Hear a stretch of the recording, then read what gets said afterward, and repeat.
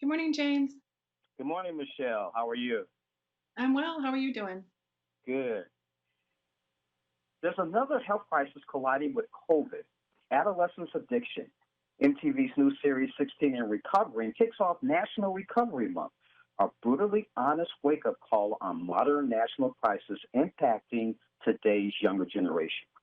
Here to talk about it with Recovery High School principal Michelle Lipinski about this epidemic affecting America's youth. Good morning, Michelle.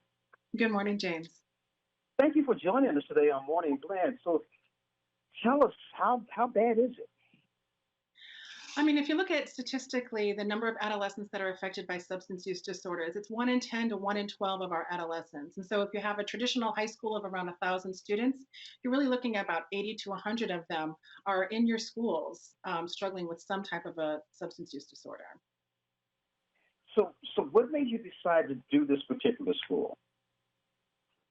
Well, I started the school 14 years ago.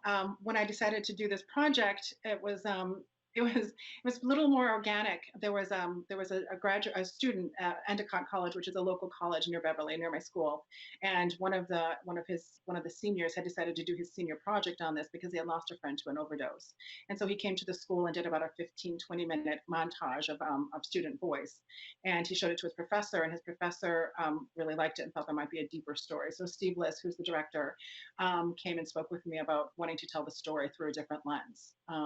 And typically a lot of the addiction stories tend to be dark and and tragic. And I really wanted to tell the story of recovery and hope.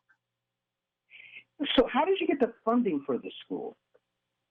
My school is funded primarily through the Department of Elementary and Secondary Education. It's public school, so there is no tuition involved for parents. Um, Anyone can come, and then also there's a tuition that is paid from the district to my. I'm under a special education collaborative, and so there's a tuition that's charged through each district as well. That sounds interesting. What is the recovery rate? What's the success rate for the school at this point?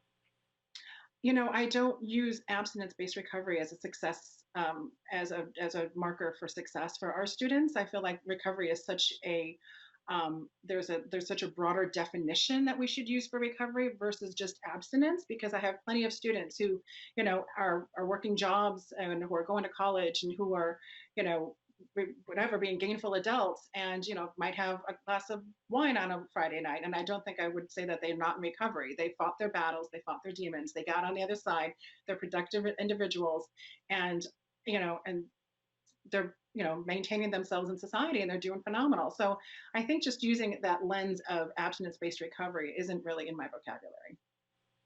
Okay, I agree with you on that one. What would you say is one of the major causes for kids to be addicted in this country? Oh, there's so many drivers to adolescent addiction. I mean, the number one is pre-existing mental health, disorders. I believe, anxiety, depression. You're going to see a lot of these in the episodes as well. Is that a lot of the drivers tend to be pre-existing conditions. I mean, I think that there's bullying. I think that there's, you know, right now the media is really highlighting, people using a lot of the songs. I mean, I'm not not like don't listen to the songs, but I think that it's just so normalized that people like adolescents, because of their brain, their brain functions and their chemistry, and they don't even know they're addicted when they're getting addicted. That's the hardest part about adolescents who are struggling with addiction, is that they're walking themselves into it and they don't understand when they've crossed that line into addiction. I was thinking about that.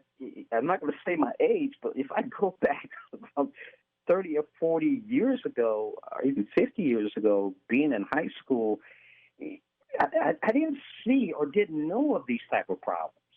Do you think this has happened over the last couple of decades, or has this been here and we didn't know about it?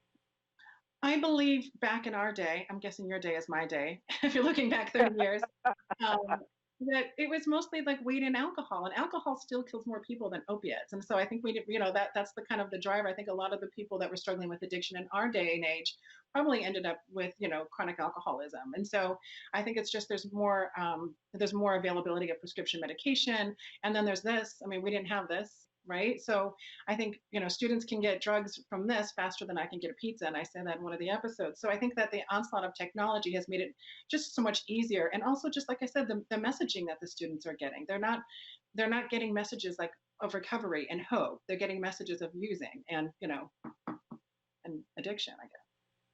Well, when you said it's easier for them to get meth than it is pizza, that's interesting. Yeah. That's just crazy. Uh, Michelle, tell us about the series. What can we expect to see in these series on MTV? The series is it's really about the journey of adolescent recovery. So you're going to have your high highs, you're going to have your low lows. It's going to be sad, it's going to be tragic, but it's going to be hopeful. I mean, I think the students agree to tell their stories and their parents agree to tell their stories because these are messages of hope as well. I mean, yes, there's tragedy. It's it's really hard to watch some of the episodes. People have been saying like, "Oh my goodness, I watched the trailer and it made me cry." What are the episodes going to be like? Well, I just think it's the journey of adolescent recovery. It's the reality of what it feels like to be a teenager who's struggling with a lot of things, not just mental health and substance use, but there's other stuff going on too. So I think really, right, it sheds a light on what it looks like to be an adolescent who's struggling with a lot of things. Yeah, it sounds like it. Michelle Lipinski, thank you so much for joining us on Morning Event. We really thank you and appreciate it. We're going to be looking out for MTV's new series, 16 and Recovery. Thank you, James.